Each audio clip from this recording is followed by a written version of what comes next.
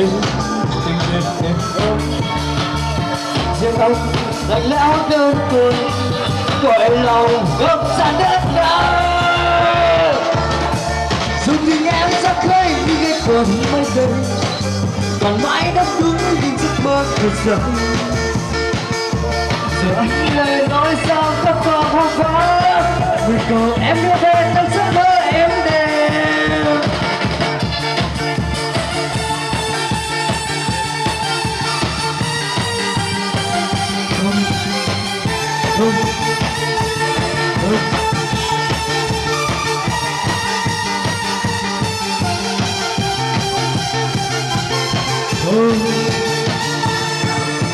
đến với tôi đến với tôi như làm gì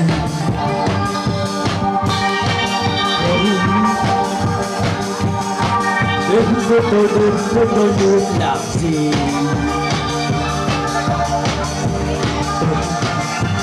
quan gì đừng đến nữa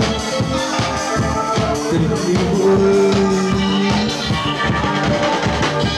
tình yêu cho tôi nhiều cây cớ tình yêu cho tôi đam mê say để giờ đây cho tôi được nước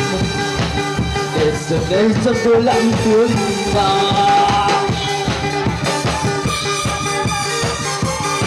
năm mươi em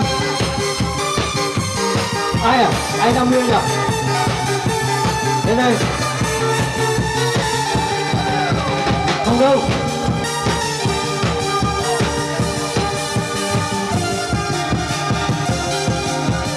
tình yêu đó phân may tình yêu đó phân may